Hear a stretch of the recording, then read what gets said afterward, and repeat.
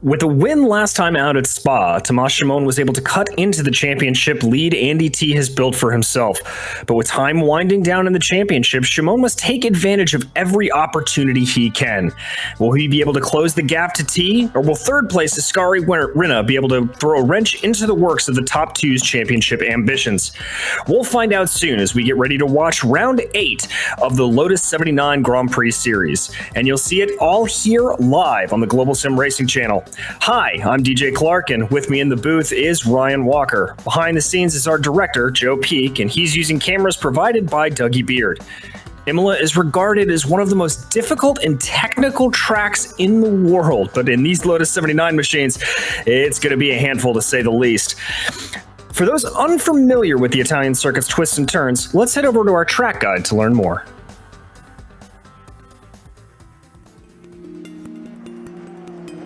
Welcome to the Autodromo Internazionale Enzo e Dino Ferrari, but most race fans know this place as simply Imola.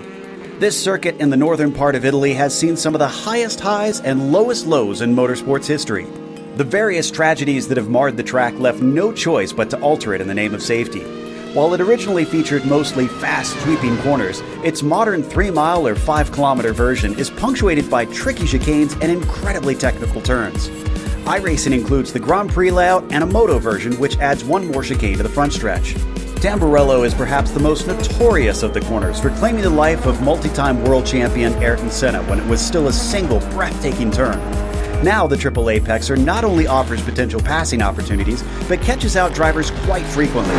While heavy braking zones are everywhere, because few places allow the cars to get up to speed, overtaking is generally seen as an exercise in frustration.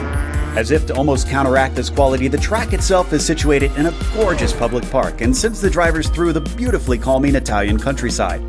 It also includes a fair bit of elevation change in which the track is split between the higher up back half and the lower first portion. It's no wonder that this place still proves popular with drivers and fans in spite of its difficulties in history. The Tifosi keep returning each and every time the sound of engines roar among the trees, and who can blame them?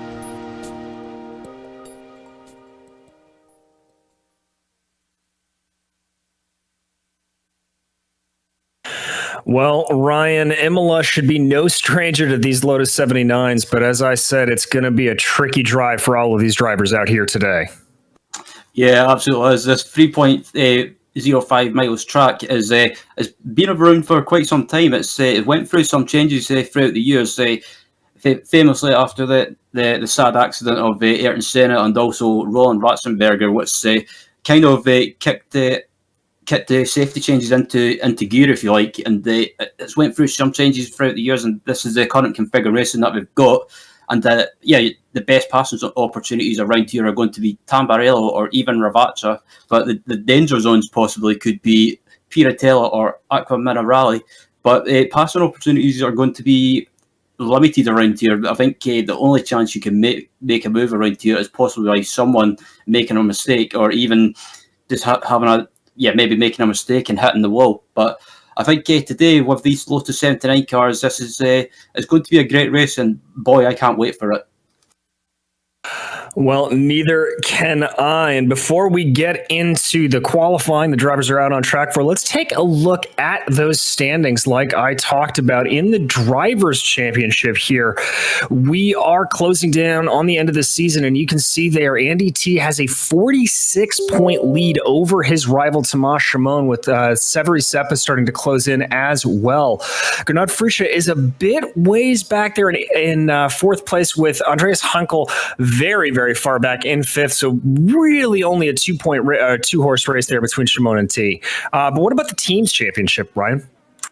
Yeah, so in the team's championship, it's still all to play for at the moment, with the Pamela racing team Brabham currently leading the team championship, but not too far behind is the Scuderia Ferrari Spa Cefac team in second, with the top three being rounded up by the Martini racing team Lotus, with De Turk and Suarez. And fourth place is Albalad Saudi racing team Williams, with Seppa and Herna, and the top five being rounded out by the Warsteiner Arrows racing team, with Shannon and Kaniski in fifth. So teams championship still all to play for, but really in the teams championship, it's the top three. It's really close. And we'll be keeping an eye on those teams. Now, for those unfamiliar with how this series works, we'll run you through the race details. This is the ninth round out here today, and it is a 27-lap race. Drivers are currently out on track for a 2-lap solo qualifying session. That'll be about 8 minutes long in total. Completely open setup, so everybody can tweak and tune, although around Imola, I have a suspicion that it's going to be a little bit of a heavier downforce load. There is an incident limit, which is you get a penalty at 17 and disqualified for a little bit more. But around Imola, normally what we've seen is if you get too many of those incidents, you're going to be out and into the wall. But let's go in and check in on qualifying as we are waiting for the first times to start trickling in. Now, this is your winner this is Gunnar Frischer, rather, as he makes his way around the track in that red number 1, coming through that very tricky Acqua Minerale corner. Absolutely, and heading up to the chicane as well as the first time in at the moment is Timo Vascalampi with a 132.131. And actually, I take that back. Thomas Simon goes to the top, so Simon continue where he left off in the previous round at Spa. Yeah, very much. Shimon on that first lap, about 0.5 of a second faster than anybody else on circuit. So that is a good sign for the driver of the number 2 there as he works his way through that first passing. One of the second chicanes there you talked about, and up his way up through the hill, runs a little bit wide there, but Shimon just going for it on this second lap. Yep. And this is Yukatolan, as he now comes around that final double Ravazza corner and swings it back onto this curving straightaway. Now, Ryan, how effective do you think the draft is going to be down this straightaway? We hear it talked about in various degrees over the course of different series. I think today, I think it could be. For some reason, I don't think it'll be as much of a factor like you would probably see at other tracks that have got maybe lots of straights or longer straights, but I think, I think it could play a little bit of a factor. I think, like I was saying to our director before the broadcast, don't be surprised if you see some drivers maybe trying something different and go with a low downforce configuration as Timo Vascalampi comes across the line. Does indeed. He's able to get a second best time there, and that'll be his second lap. So that'll be Vascalampi done. Here comes Severi Seppa as he comes out of those final 2 corners as well. Shimon able to better his own time there. Now with a 31.5. Let's see if Seppa has a response. He's going to cross the line with a 32 dead. That's going to jump him up into third, but not close enough to be able to take on Shimon. And this is Andy T, your current championship leader, as he comes down the hill and into Ravazza 1 and 2. Yeah, and these 2 corners are probably the most corners to get difficult and get a good exit as Andy T gets the exit all wrong, and that will cost him a few tenths as he comes up to cut across the line now. And I think he might have just blew his chance to try and possibly take the pole position. As actually, I say that. Actually, I take that back. DJ, he does take the pole position. I gotta say that's a little terrifying if he's having that bobble coming out of Ravazza 2 and still able to take pole. He's got a quick car under him. Here comes Trangared now, firing down into that very, very tricky Variante Alta. Now, Ryan, the curbing around here is a storyline we often talk about. How tricky is it going to be in these Lotus 79s to really get under them? I think some of the curbs won't be too bad, especially as this double left-hander here. I think you can take a little bit, but you can't take too much, because sometimes, especially with these cars can be very sensitive sometimes. And I think, as you saw with Trangrade there, he just took a little bit, but he didn't take too much. But as he comes across the line now, it's going to be a slower lap. But Imola, some of these corners, you've got to be very, very careful of the curbs. Yeah, for sure. We've seen him catch out a lot of drivers in multiple series across the board. So certainly it's something to keep an eye on if it will catch anybody out here. Here comes Fricha across, or out of Ravazza 2 rather, for his second lap. Let's see if he's got anything under him. We take down under a minute to go here in qualifying. So time's certainly winding down. Fricha able to improve there by about a 1/10 of a second. That'll bump him up 3 places. And Andy T here just going for bragging rights as he already has the pole locked down. Yep, pretty much, as he comes across the line now. And it's Yeah, it improves his lap time ever so slightly, down to a 131.413. But looking at the 13 car at the moment as of Ove Trengrade, and I have to say, DJ, this is has to be one of my favourite liveries. I do too. Very much a classic throwback to that old Honda livery of the 60s. A great look on that car. I love seeing what the drivers can do in this series. He now comes down out of Variante Alto, works his way down the hill. Probably just a warm up for him. Yeah, time is going to tick down. And with that, it's time to dive into the starting grid because we are about ready to go here at Imola. And so as we spool everything up, it is Andy T on pole, as we said, able to claim that from his title rival Tomas Shimon. Behind them in row 2 is going to be Teemu Vaskalampi and Severi Seppa, with Jukka Tolinen and Andreas Hunkel behind them in 5th and 6th. 7th will be Alexis Taplavico, followed by Fabrizio Mazzani, and Alessandro Parigi and Ove Trengrade will round out your top 10. Starting in 11th is Peter Konietzki, with 12th going to Gernot Fritza. Michael de Turk starts in 13th, with Dennis Shannon in 14th. Torpi Kortanemi, good to see him having a go in this car today. 16th is Timothy Reed, with Ryan McCusker in 17th, Pablo Suarez in 18th, and rounding out the grid in 19th is Barry West. And there you have it, your 19-car grid, as drivers starting to take their grid slots here at Imola. Now, a bit different than a lot of other series we cover here on GSRC, as this is a standing start out here today. So waiting for drivers to take into their positions. Little bit of a chance for a kerfluffle going down into turn 1, I've got to imagine, Ryan. Yeah, absolutely. I think some of these drivers are going to have to be very, very careful into turn 1, because it's with this part being so bunched up as well, especially off the line. I think don't be surprised if you see a bit of a Constantino effect happen and maybe some drivers being caught out. But I think it's definitely one of those corners that you've got to be very, very wary and on your toes. Indeed you do. Here we go. Lights are on. Engines begin to harmonize as they wait for the green to fly. And there it is. It looks like a very good start for Andy T. He's able to get a bit of a jump. That's Vaskalampi starting to take a good look at Shimon as they dive down into the first braking zone of Tamburello. Vaskalampi again taking another look, but everyone relatively single file in the front, too wide in the back. Looks like, though, everybody's able to make it through Tamburello with no incident. Yeah, absolutely. Everyone managed to make it through turn 1 relatively clean, and yeah, look, they're heading up to this tricky split section, I find anyway, as everyone's still bunched together, but so far so good.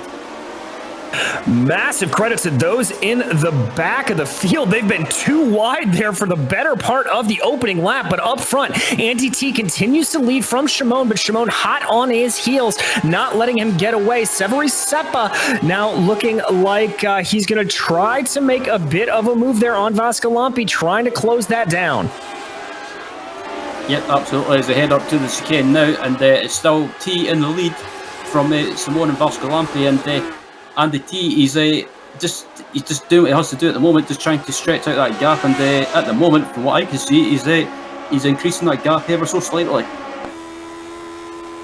He is indeed driving away. It looks like the gap's holding at about 7.5 tenths of a second right there for T. A little bit wide on the exit of Ravazza 1, but he's able to keep it together and extend that gap by about 0.5 tenth of a second.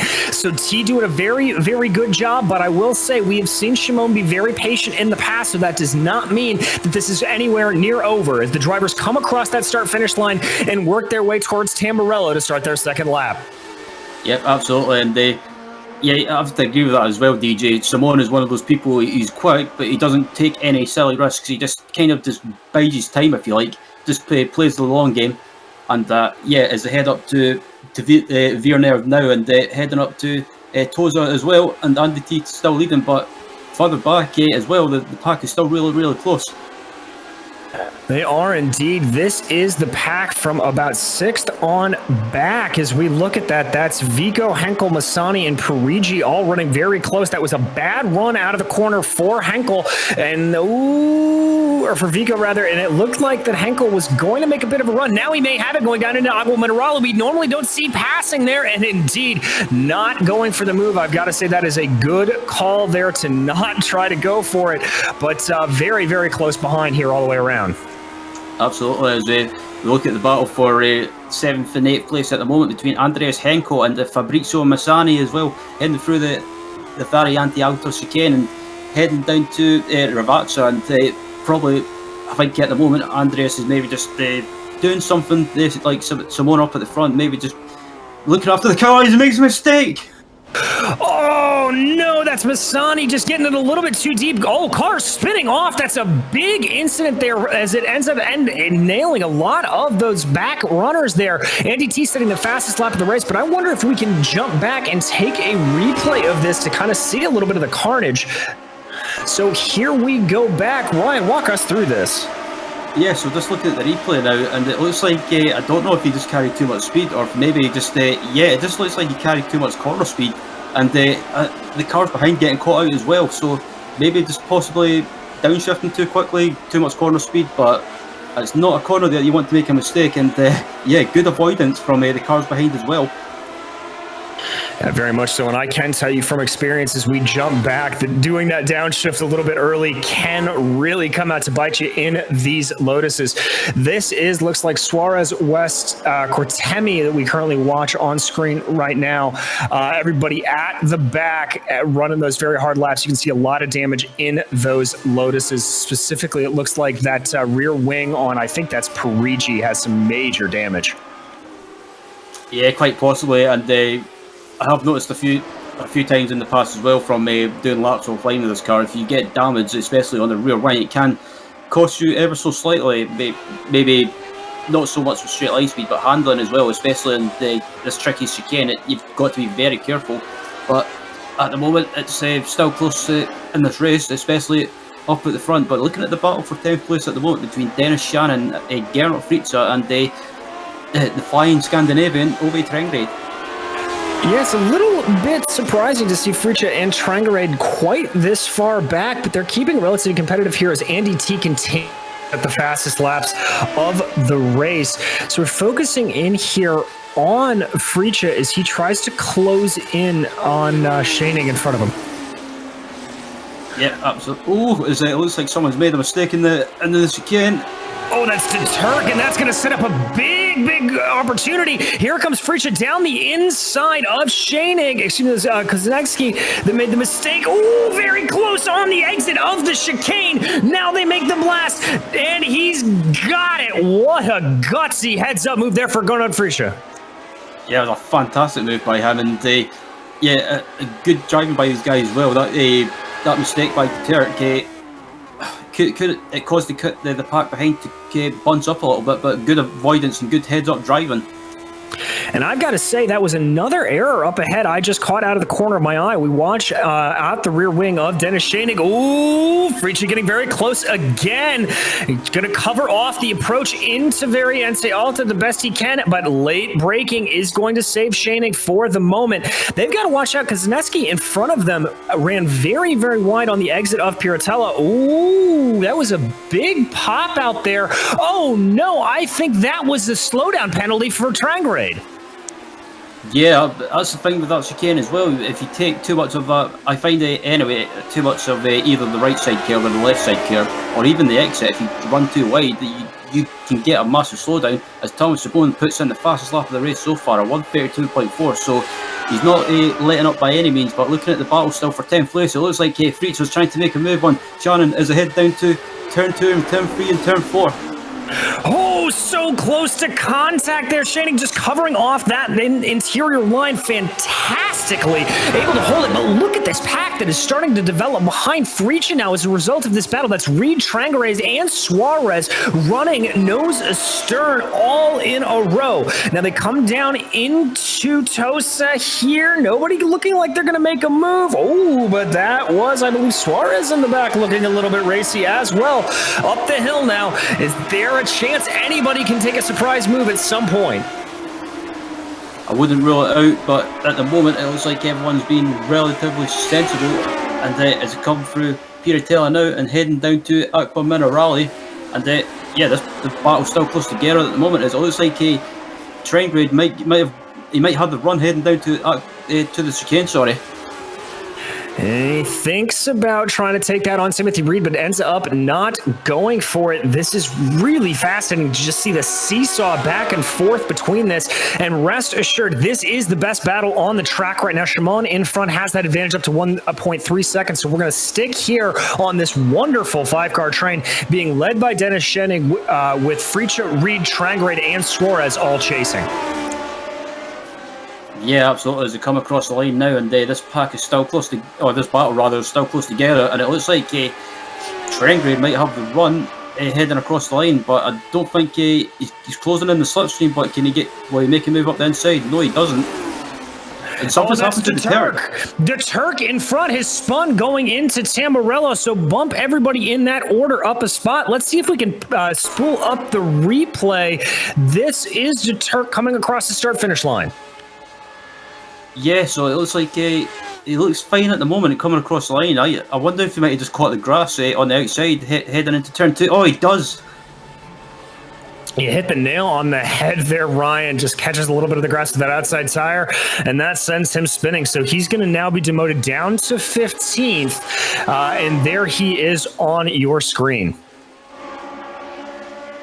Fricha almost having a look down into Agua Minerale on Dennis Schenning. Oh, he has a good run. Not going to be able to pull it off. You got to be very late on the brakes. Let's jump behind him. That is Trengrade trying to make the move, and he gets it done. Trengrade able to get above. Oh, I thought he spun. Sorry, DJ. Let's go back and check out the replay of this move. So much action in this battle. It is hard to keep track of it. So this is coming out of Aqua Minerale. A great exit sets up a good pass for Trengrade. Yeah, so he gets a run heading up to the chicane, and he's up the inside, and it's a great move. He's late on the brakes as well, and I thought he was going to run wide in the chicane, but he manages to get it stopped just in time. And yeah, sorry about that, DJ. There's so much going on. It's hard to keep up. No, you're all good. I thought for a second he did. I saw that big wiggle he had coming into the second part of the chicane out of the corner of my eye, and thought he may have spun as well. So this is looking back a little bit. This is Masani trying. It's Deturk. Deturk has been able to get by Masani. So recovering from that error is Michael Deturk moving his way up forward. Yep, as he heads down to turn 2 and turn 3, Variante Tamburello, and he gets his slipstream rather, and into turn 2 and gets the move done. And I think Fabrizio didn't make too much of a fight of it. No, not really. It's been my experience that you can kind of tell when that pass gets coming. So good for Michael Deturk. He clearly had the speed and was able to run with it. He now finds himself about a second and a half behind that big battle up in front of him. So we'll have to see what he can do with it. Let's jump back and take another look at Gernot Fricha, though, because he is still close behind Dennis Schenning, not really able to get the pass done. Ryan, it seems like he's just stalling out on the main straightaway every time he gets close. Yeah, quite possibly, as we're right on board with him now. I think maybe these guys are carrying or maybe using the same similar sort of downforce level, but looking at the straight line speed there, it's they're basically evenly matched in a straight line. So you're correct, DJ. It's pretty much Gernot's just can't really do anything. Ryan, I haven't noticed this until now. I think Gernot has a little bit of damage on his right front wing. You mentioned it before. There you can see it on screen. You mentioned how that can throw off your top line speed. Is that what's going on here? I wouldn't rule it out. I was just about to bring that up as well. I did notice on his front wing he's got a little bit of damage, and it's maybe affecting the handling, his straight line speed, or maybe just affecting the handling on the corner exit of the slow speed corners and trying to get the power down. But at the moment he's still managing to keep up, but getting the move done on the home straight is proven rather difficult. Yeah, it is. Keeps a good line there, though, as they work their way down the hill into Aqua Minerale. These These brakes on these Lotus 79s, so very easy to lock up. It always impresses me just with the ease that these drivers are able to get onto the brakes in that corner in particular. As I don't care what car you're driving, I always lock it up going into Acqua Minerale. Well, we're going to check back in on the leader, Andy T. Is Tomas Shimon there for a second? Looked like he was starting to close in. I think most certainly that T had just a bit of a bad lap. The 32.9 last time out. Shimon able to put in a 32.6. But it looks like T's got everything back under him. I think he just ran a little bit wide. Yeah, absolutely. And I think T as well, I think he's just kind of, he's not overdriving, but he's just kind of maintaining that pace as he runs a little bit wide there. Oh, Fritz is trying to make a move into turn 2. Oh, how did they not come together going into Tamburello? Fricha now starting to feel the pressure as that is Trangrade behind him. He's going to try to make the move into Villeneuve now. No, not going to work. I've got to say, Dennis Schoenig absolutely cool under pressure here. We ride on board with Trangrade behind. Yep, I have to agree. Shannon is just he's just keeping a cool head under pressure, and he's not locking up or running wide or overdriving any of these corners, but just riding on board the Trangrade at the moment. And again, Fricha just pops out, showing that he's there, and I think he's getting a little bit impatient.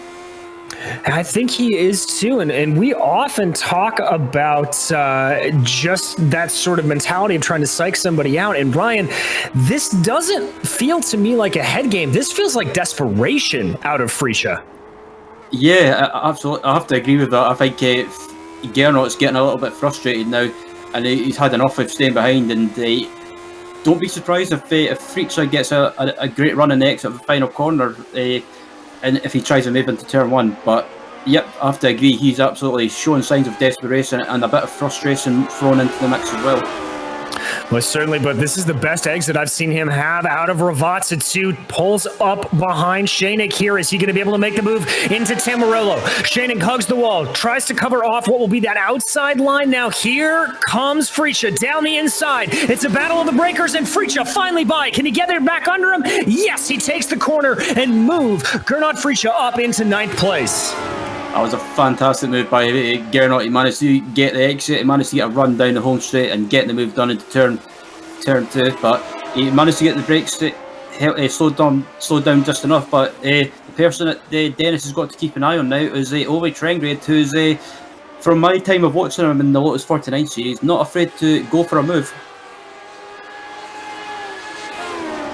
Very much so, and now you can see just how close behind Trangrade is, trying to take full advantage. Trangrade, remember, had that slowdown coming out of Variante Alta that put him back down the order, but he is already taking up the slack from Gernot Fricha all over the back of Dennis Schoenig. Fricha's slow again. I think he got a bit of a slowdown, or maybe that was just a bad run out of the corner. That's going to open Schoenig up. He's got ambitions of trying to get by now. Yeah, absolutely. As they head down to Ravazza now, and I think Gernot has got to slow down, but he's trying not to lose too much time by serving it. As both of them get sideways, heading down to Ravazza, down to turn 17, and Dennis gets a little bit slowed up into turn 18 as well. That's going to give Ove Trangrade a great opportunity to try and get the run.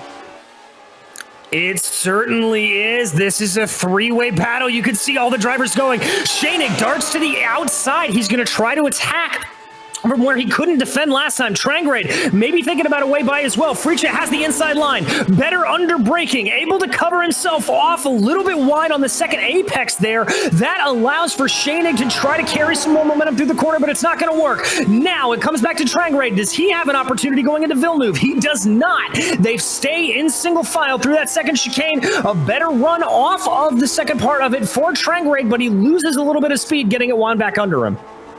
And I think Trangrade, he's had the opportunities to try and make a move at some points in the race so far, but I think he's maybe just hanging back a little bit and watching what these guys are up to, because I think, I don't like to say it, but I think at some point there's going to be an incident between Gernot and Dennis. I think you may be right. Dennis taking a very, very tight approach into that first part of Acqua Minerale and being able to get it wound back under him. Now it looks like it's switching back a little bit to Trangrade. They're about equidistant from each other as they... Ooh! A big spin almost from Schoenig. Oh, that was a bit of a heart and mouth moment there for Shannon, and as they head down to Ravazza now, that's gave Fritz a bit of breathing space, and Dennis is having to keep an eye on his mirrors now on Trengrade, but not too far behind this battle as well. But Michael de Turk is starting to close these guys down. You read my mind, Ryan. De Turk, remember, another guy suffering from a bit of a fight back through the field. Looks like although on that last time, the Trengrade didn't get the best run off of Ravazza 2, that's going to cost him. Nobody able to really make a pass here. We're going to jump back to replay to take another look at that. Oh, I think heart and mouth is the kindest way of putting that, Ryan. Yeah, absolutely. As they head down to look at the replay now, and watching the replay now, heading up to the chicane now, and Dennis there just he gets a bit bouncy on the exit, and great car control. Fantastic car control. Let's pull our eyes away from this battle for a moment. Let's jump up for the battle for P5. Now, this is Yuka Tolanen and Andreas Hunkel. Hunkel has been closing in the last several laps, and as they exit Variante Alta, he may have a run. Yeah, quite possibly, as they head down to Ravazza now. And he's closer than he has been before, and I think if Andreas gets a good exit, he'll try and make a move heading down the home straight. But is he closer out? Is Tolanen gets a bit sketchy on the exit? Does indeed. Henkel, though, looked like he ran a little bit wide through Ravazza 1 and then caught a little bit too much of that curb coming out. Don't know if he's going to be close enough to make the attack here going into Tamburello, and indeed, he's got to stay behind. But as we've seen from that battle we've been following for most of this race, Ryan, sometimes it's just about staying in those tire tracks and waiting for that driver in front to make a mistake. Yeah, absolutely, and that's the thing with Imola as well. Like I said during the track guide, you can be behind someone, and sometimes it can be difficult to make a move. But staying behind someone and just biding your time is not always a bad thing, because if you just stay behind someone and just show that you're there, that it can play with their mind and distract them a little bit. Very, very much so. You saw there also coming up through Toza, Hunkel taking a bit of a wider line into the corner, taking a later apex. It's one of the things I do love about this circuit is the multiple lines you can take through that corner. Looks like, just checking this out though, Henkel looks very strong, but we're going to jump back as Trengrade is still trying to get by as he had a problem. That's de Turk on by, Ryan. Yeah, I was just about to say, the Turk has got by, so I don't know if Obi's maybe just ran wide or maybe just had a slowdown somewhere. But at the moment, he's up to the chicane now. He's still keeping the Turk under pressure, and Andy T with another fastest lap of the race. But still, we watch this battle at the moment, and it's just not settled down, DJ. No, it certainly hasn't, and I just went back and looked over everything. It looks like going into Tosa, Trengrade just took a little bit too much speed in, maybe spun up the tires on corner exit, and that allowed de Turk by. And look at that gap. De Turk is already starting to pull. After a half a lap, he's a tenth ahead, but let's go in and check out that issue there. Oh, there you can see it, almost contact between the two. Yep, and it was so close to ending up in contact. But looking at this replay heading into Villeneuve, and Obi Trengrade, fight all fine at the moment. But I think does he try and make a move into Toza? It looks like de Turk runs wide and just misses the apex slightly. And thankfully both of those guys managed to survive. Indeed, and my apologies there. It looked like actually de Turk had gotten by going into that corner, and then there was the mistake there. So a double, just all sort of incidents on that last lap. But certainly looks like here the Trengrade not letting de Turk out of his sights. I talked about that gap starting to expand. Trengrade not listening to my commentary on that one. Yeah, absolutely. As they head down to this double right-hander now, just before the run up to the Variante Alta chicane, and again, Trengrade still putting de Turk under pressure, and not too far behind these guys. You've got the likes of Pablo Suarez and Fabrizio Massani closing these guys down, so we could be in for a bigger battle in just a few moments' time. We very well could, and all of the battling really between these two has allowed for Dennis Schoenig to escape down the road to the tune of about 3 seconds. So a good escape for there. We're going to keep our eyes focused on this. Oh, that's Trangrade again, running very wide on the exit of Ravazza 2, almost losing the car. Yeah, I don't know if Trangrade's struggling with his tyres now after maybe just over driving and maybe just overheated his tyres a little bit, but at the moment he seems to be struggling now. As the battle for P5 as well at the moment is going on between Tolonen and Henkel, as it looks like Tolonen is having to go defensive. Oh, that was a very gutsy move from Henkel, trying to go on the outside of Tosa. Tries to hang it around the outside of Piratella as well. Not going to happen. Is he going to try to make a move going into... Oh, he is not. He thought for a moment about trying to make a pass going into the first part of Agua Minerale, but decided better of it. Andreas Henkel again showing a little bit of desperation here, much like we saw out of Gernot Frischa earlier in the race. I think he's getting a little bit frustrated.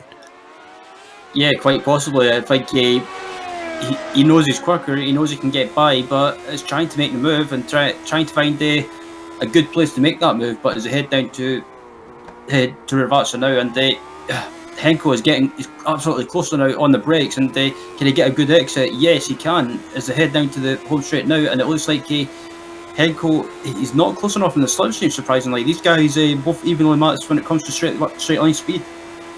Very much so, but here that draft starts coming into play a little bit. Henkel not going to have enough for an overlap. Have to say, I thought going through the first part, very, very tight lines there through Tamburello for Henkel that really compromised him on the second part of the chicane. It's going to slow him down, and that gap's going to grow massively. Absolutely, as they head through Villeneuve now and heading up to Tosa, and Henkel, he just fall back ever so slightly, and I think just watching Henkel and his onboard is Tolonen gets a little bit sideways, but I think Henkel just seems to be better on the brakes heading into Ravazza. Yeah, I agree with you. It just looks like he's a little bit tentative on it. Both drivers running very wide there at Piratella, as is allowed. Love the way that Henkel's carrying a lot more speed through that corner. Ooh, a little bit sideways there for Tolonen at the second part of Agua Minerale. Not going to be close enough for Henkel to make a move going down into Variante Alta, but it's certainly going to be enough to make him start licking his chops. Yep, absolutely. As on the exit of the chicane now, Henkel's got a great run, but he's not close enough. I think Henkel's just going to wait until the exit of Ravazza now, but surprisingly he's not close enough under the brakes this time. No, he seems like he's a bit tentative on the brakes, and once again doesn't get the best run out of Ravazza 2. It's really where you have to capitalize. So he's going to tuck back up into the draw and see if he can get anything doing. But I don't know. It looks like he's much farther back this time. Yeah, so it looks like his exit wasn't good enough, and I think Tolonen is just he's been a bit sideways at times, but I think Tolonen is he's doing a great defensive job. He's not doing anything too erratic or dangerous, but just doing what he has to do, but defending brilliantly. And I think Henkel, just watching the way he's driving now, he's getting more and more frustrated. Yes, he is. Whoa! And that late apex takes a bite out of Andreas Henkel. Runs wide. A great job of car control to prevent that red number 5 from spinning around. Let's check out the replay and just how close this was to disaster. Yeah, as I head up to Villeneuve now, and Andreas is closer. He closes up in the slipstream into Villeneuve, but I think he just tried to put too much power down on the hairpin, and he misses it. He tries to take a wide line, but he messes up the middle of the corner. Very much does, and these cars so sensitive to just carrying a little bit too much speed into a corner. Obviously, the ground effects really suck these cars into the ground, but they work better at higher speeds. So sometimes when you take it into those corners, you sort of have a surprising loss of downforce as it goes along. But Henkel not letting this go. Still about 0.4 of a second back. He just looks like he is struggling so much with that exit from Ravazza 2. But let's check back in and give some love to our leader. Again, this is Andy T. We haven't been showing him that much because he has just been managing this gap back to Tomas Shimon. absolutely perfectly. The gap now stands at about 2.1 seconds. There is Shimon on your screen. Both of these drivers just off in their own world today. They absolutely are, and these guys have pretty much just been pushing each other for most of the race. And I think Andy T, he was under pressure a little bit in the early stages of the race when the gap was about 1.5 seconds, but he's just managed to increase it to about 2.1 seconds now. So maintaining that pace, but he knows that he can't afford to let up. Otherwise, if he makes a mistake, Barry West has made a mistake. Yeah, it's Barry West all the way down in 17th place, making a mistake coming into Ravazza, I believe. So let's take a look at this. There he goes under pressure. Here is West. Goes down, lines it up, tries to... Oh, we got a little bit of help. Yeah, it looked like the other car involved as well was the 19 car of Ryan McCusker. So I think McCusker just got caught out under braking, and he just nudged the rear of Barry West ever so slightly as we're looking at the onboard of the Canadian driver now. Yeah, and let's watch this. It looked like a very defensive line there from Barry West, so I'm interested to see out of this perspective. Yeah, there you go. Moves a little bit under braking, does a good job of it. Almost an imperceptible clip there from McCusker, but McCusker also has a little bit of it off just for good measure.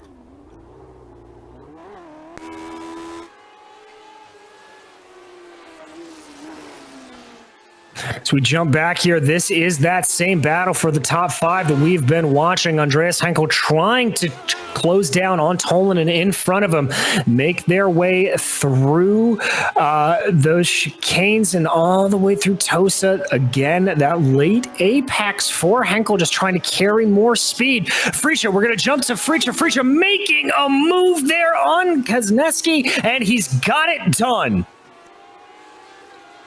Yeah, he's got the move done, and the Fritza, after being held up slightly early in the race, he's on a bit of a recovery drive now. As we're looking at the replay now, heading down to turn 2 and turn 3, and it looks like Gernot, he does a bit of a switcheroo, if you like, and he gets a great exit and manages to carry the momentum and get the move done before Veerderf. Oh, that is an absolutely textbook maneuver there from Fritza. Just put enough pressure in Tamburello that he caused Kuzneski to run a little bit wide, and that gave him the good exit. So move Fritza up into 8th place. Now he has a 5-second gap to Tapia Vico in front of him, so that may be a little much to close down here with 8 laps to go, as there is Alexis on your screen now. Yep, and pretty much it's been a quiet race for Alexis by the looks of it, and just gets a bit sideways on the exit of the final corner. But at the moment, they're having a decent race in the top 10 and 7th, and not really under pressure at the moment. Let's go back to check in on that Henkel battle, as he had a good run coming out of Tamburello. I thought for a second he was going to try to make it, but again, suffering from a little bit of that same malady, just not as brave on the brakes. Takes a narrower line there into Tosa. That kind of helped him a little bit at the corner. I thought it may have thrown Tolanen off the line, but didn't help. Gap stabilizes now at about 2 car lengths as they make the run up the hill. The fast left-hand sweeper of Tosa, very wide for Henkel. Yeah, he's getting more and more frustrated now. He knows he's a quicker car, but it's just can't get the move done. But as they head up to the Variante Alto chicane now, and I think Henkel is getting a little bit closer now. But I think if he can get a good exit in the chicane, oh, look at the amount of curve he takes on the exit, and he's got a great run. Does indeed, and that looked like Tolan getting a little bit squirrely on the corner exit as well. Maybe caught a little bit too much of that curb. Here comes Henkel going down into Ravazza 1. Not going to make the pass there. Tries to keep it nice and close. Good line there into Ravazza 2. Perfectly clips the apex. This is close as I've seen him for a while. He may have gotten slightly sideways as they came out of Ravazza 2, but now it's all a matter of being tight on the brakes. Tolanen hugs that inside wall, trying to break as much of the draft as he can. Back to Andreas Henkel. Henkel not able to close in as they start into the braking phase here for Tamburello. Again, this is just so tantalizingly close for the number 5. Yeah, and Tolanen's he's doing everything he needs to do. He's doing a great defensive job, and he's not cracking under the pressure by any means. And just watching Andreas at the moment, he's absolutely just wringing the neck out of this car, throwing it into every corner. And can he get a great exit on the exit of the chicane, towards the chicane, sorry. He can a little bit, but he's not close enough. Yeah, I think he suffered a little bit from carrying too much speed into that corner, just missed the apex ever so slightly. Taking wider and wider lines on these corners here is what it looks like Henkel's trying to do, just carry speed and momentum in through the corner. Now through Agua Minerale, swings it wide, ooh, a little bit sideways on corner exit. He is just wringing the neck of this car. Yep, and it's a sign of frustration that I was talking about, and they just basically wringing the neck now. And I think I wouldn't be surprised if you see Andreas try and make a move or just throw it up the inside of turn 2 as we head into the closing stages of this race. Exactly, as Andy T sets another fastest lap of the race, gap up to 2.1. We continue to watch this battle. And Ryan, I don't know about your experience as we watch them come down the main straightaway, but mine has been in these Lotus 79s that you can really chuck them around and throw them around to have good fun. But it really requires that light touch on the steering wheel to get the best out of this car. And I've got to think the way that Henkel's driving it right now, he's not extracting everything that he could. Yeah, it's one of those cars that you've kind of got to wring the neck out of it, but you've got to be smooth at the same time to get as much pace out of it and be really quick. But I think Andreas he's just overdriving a little bit, and I think he's letting his frustration get to him when he should be just kind of actually tall and just run slightly wide, and it gives Andreas a great opportunity. He's going to be a little bit far back to try to make the move into Piratella. Kicks up a little bit of grass there on the outside, but able to keep everything nice and collected under him. Good run out of Piratella again, now into Agua Minerale. If he can get a good exit here, it's not bad. Got the gap down to about a car length and a half. Now up to 2 as they fly down that short back straightaway. Heavy braking into Variante Alta here. He is right up behind the gearbox of Tolan, and again, it's just the same story, different lap, but that's a good run. Looks like he got a little bit sideways, maybe on corner exit. Could he try something into Ravazza 1? No, he's too far back. He sneaked out there just a little bit to show Tolan that he was there, and I think he gets a great exit and heading onto the home straight. And but it's the same case again. He's not close enough, but can he get close enough in the slipstream heading down to turn 3 and turn 2 and turn 3? We'll have to see. And really looking at these guys, it's kind of just amazing the seemingly straight line speed deficit that Henkel has. Now, I'm not sure if that's down to setup or if that is down to that right front or that left front wing damage that we've been talking about, but he just doesn't seem like he has the speed to close. Yeah, and I don't know. I think it wouldn't surprise me if Tolerance went with maybe a Lotus downforce setting just for straight line speed in the home straight, because at the moment Henkel is just not able to close up. But on the other hand, like you mentioned, DJ, it could be that front wing damage possibly hindering him on corner exit. Yeah, whatever the reason, it just looks like Henkel is not able to really get close enough to try this move. But we are down to only 5 laps to go here in this race. Checking back in again on our leader. We haven't seen too much of him today because he has just been in absolute pristine form. Has the gap back up to 2 seconds now. Does Andy T over Tomas Shimon. Tibu Vascalampi is running in 3rd, really off in his own world, and things may get a little interesting as there comes Tomas Shimon setting the fastest lap of the race. Yep, so pretty much Thomas Shimon is giving it everything. As we look at Timo now, pretty much in 3rd place all by himself. And Timo is one of those drivers I've watched a few times in the past in the series. He seems to have those days when he's challenging for victories, and other times he's kind of just falling back a little bit, but still doing well in 3rd place. But looking back at this battle, is still going on at the moment, and I have to say, Henkel must be thinking, where can I make a move, or where will we turn and make a mistake? Yeah, I think you're right on that. Just trying to maybe find some unorthodox passing zones. Little bit of a checkup there through the middle of Tosa as Tolanen took that corner a little bit wide. He's going to really, really have to do something, I think. get creative, throw a pass into Agua Minerale, maybe see if he can throw Tolanen offline going through Piratella. Is the traditional passing zones just don't look like they are working for that number 5 machine today. Absolutely not, and I think honestly, I think Yuka is pretty much, or Andres is the best chance of making a move is if Yuka makes a mistake. But the way Yuka's driving at the moment, he's doing everything that he needs to do with regards to defending, and he's just doing enough to stay ahead. And I think Andres, he's just been getting frustrated and getting erratic at times.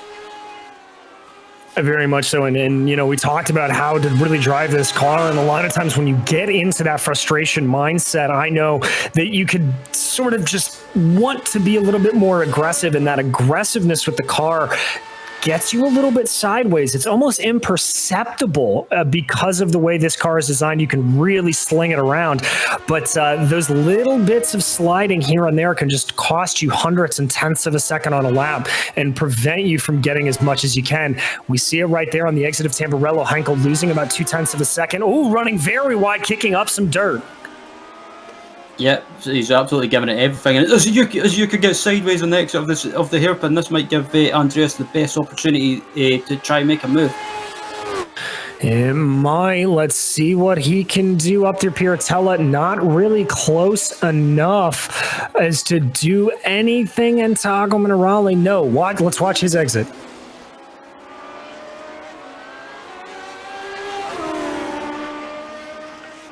Let's see if he's got it here. Nothing doing there. What a cool... No, let's stay here. That's a good run for Henkel. Henkel may have it. Again, that straight line speed coming back to bite him, though. He's got to try to make this move if he can. He's not going to have it into Ravazza.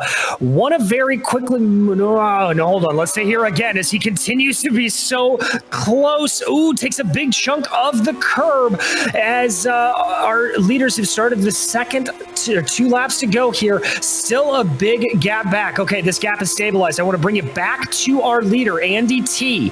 Now, Andy is running into some lap traffic here, and that has allowed for Shimon to really cut the gap. This is Barry West and Cortemi in front of him, making a bit of a scene. That's T having to get out of it ever so slightly. He's got to thread the needle here coming up through Piratella.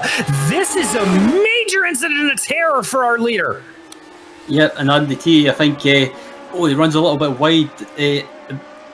Yeah, I think he might have been frustrated there a little bit, being held up, but you can't afford to start losing his focus because not too far behind. Simone is still there and thereabouts as the traffic gets out of the way for T, as just before the hairpin, which will definitely help T, but would be helpful for Simone, who's trying to close him down.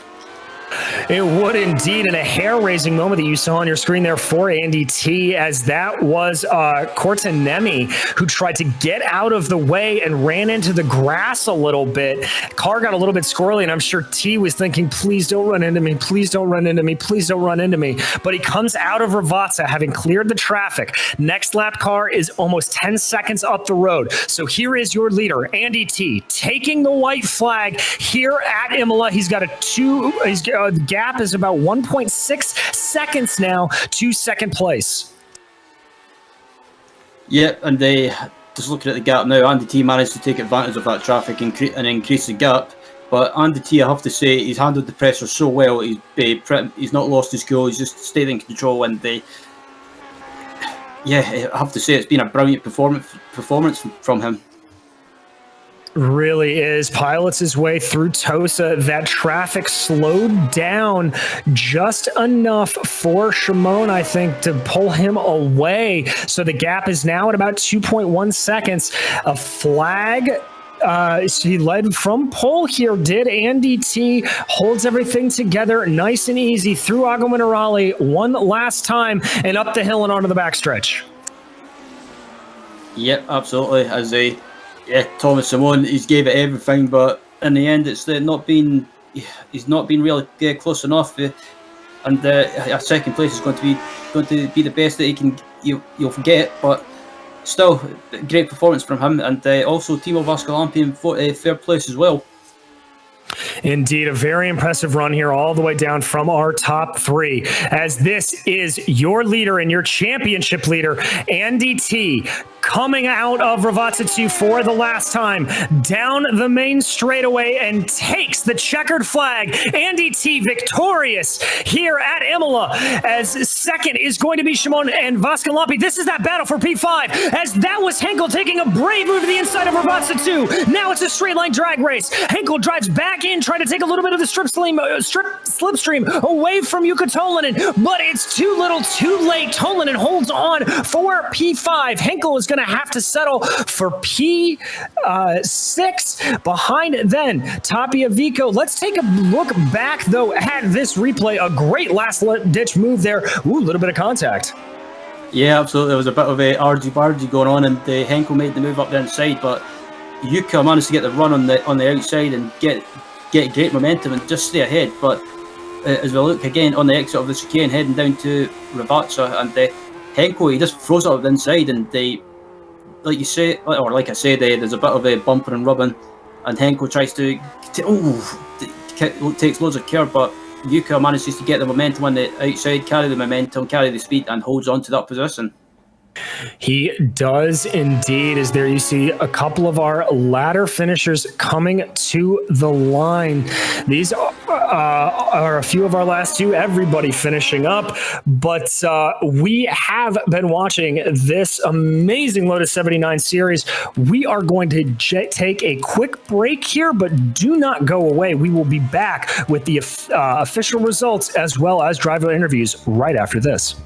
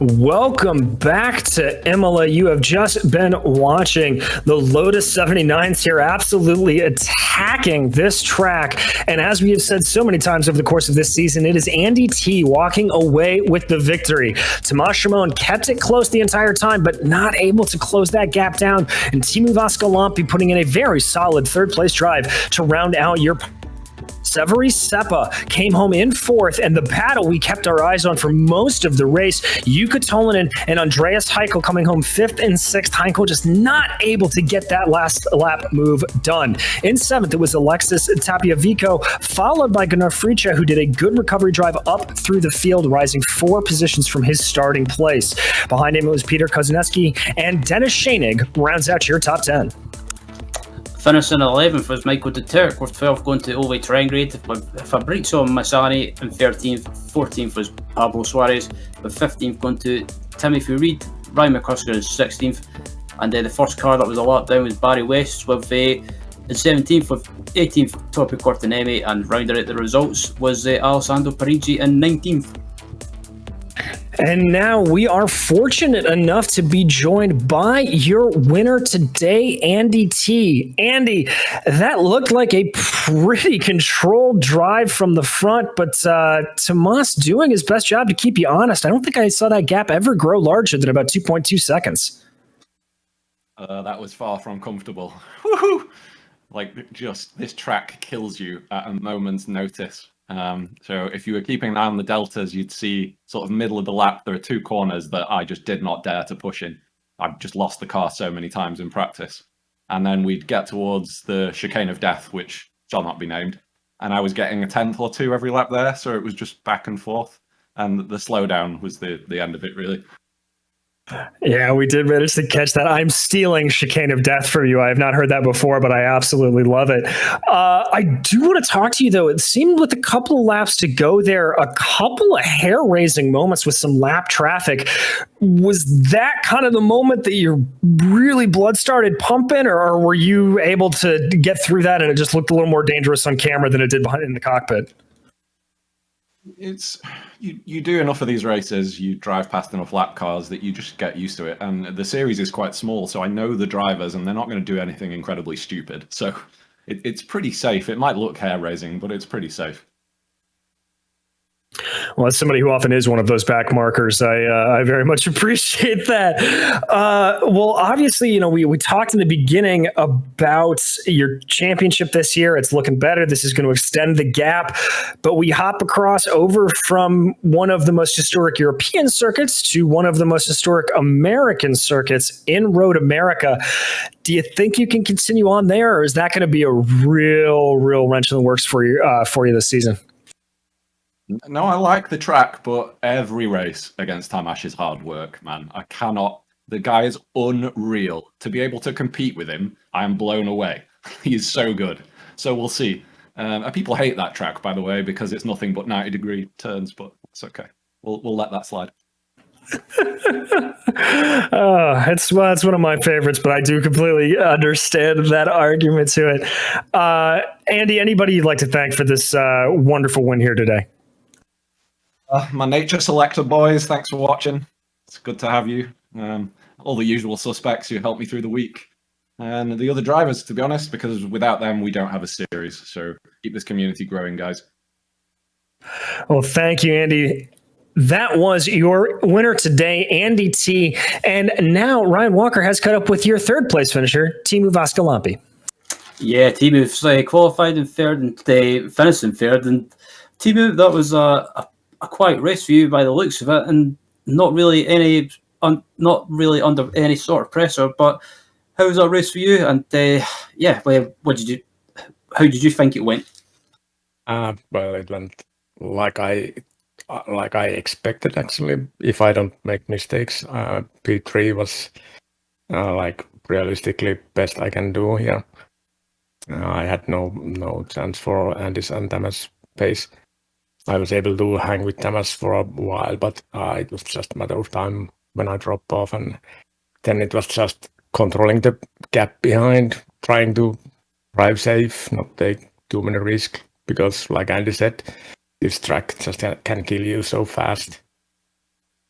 And yeah, but I didn't make it myself easy. I attacked that chicken of death a bit too hard a couple of times and got some damage on my top speed when I was down last maybe 7-8 laps. So that then I actually had to push, or Severi would have catch me. Yeah, talking about the track as well, also with regards to the setup, what way did you go with the car when doing practice for this race during the week? Did you set the car up for the high speed corners, or did you set the car up for the home straight for straight line speed? And also, what kind of mindset did you use in this race? Did you just go in with the aim of just finishing, or did you want to try and finish on the podium?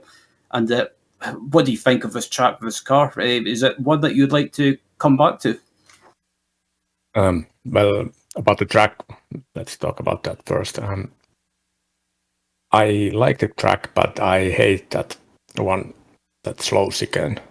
That's such a random factor on this track. I really don't like it. This would be a better track if that was different. For setup, I had quite low top speed. I aimed for just for the pace and safety. It was quite safe set, but still with decent pace. I don't know what was the other questions. I think I forgot them. I can't remember what I asked myself actually, but looking ahead to Road America next week as well. Quickly, expectations for that race. Are you planning to race, and if so, how do you think you'll do? Yeah, I just calculated some points, and if I get good points from every remaining week, I have a shot for P3 in championship. So I guess I go for it. I've already missed 4 races this season, so I have to drive all the rest. And for the track, it's not really my favorite. It's always been tough, but we will see how it goes. Good stuff. Well, again, congratulations on third place, Timu, and look forward to seeing you on track at Road America next week. Yeah, thanks. Bye. As that was third place finisher Timu Vaskalampi joining us, and I have to say, DJ, quickly, that was an absolutely fantastic race. It really was, Ryan. It's exactly the kind of just absolute duel that we have come to expect from Imola, and we are so very thankful to the Classic Team Lotus Series for allowing us to cover it. We'd also like to thank the companies that provide the software and hardware for our broadcast. You can see them listed there on your screen. And additional thanks go to June Lalonde, who provides our wonderful music. See the screen as well to get for details of how to get a hold of her for more of her great work. Thanks also to the team today, Ryan, Joe, and Dougie. If you'd like to find out more about GSRC, including our upcoming races, you can find them at globalsimracingchannel.com, or you can check us out through our social media. Outlets are listed on the bottom of your screen there. And if you'd like to support the channel, head on over to our merchandise store at simracingmerch.com/GSRC. The link is in the description below. And don't forget to subscribe to our YouTube channel so you don't miss a moment here on GSRC. Well, you heard us mention it during those interviews. The next race for this series is going to be next Sunday at 12:30 p.m. Eastern Time as these Lotus drivers head to Road America. We also have upcoming races for our other series listed on the screen, so check them out. Mark them down on your calendar, and that includes later today at 7:15 p.m. Eastern Time. The Majors heads to Indianapolis for the greatest spectacle in racing, the Indianapolis 500. But that's going to wrap everything up for us here today for this broadcast. So until next time, race clean, race hard, and we'll see you on the track.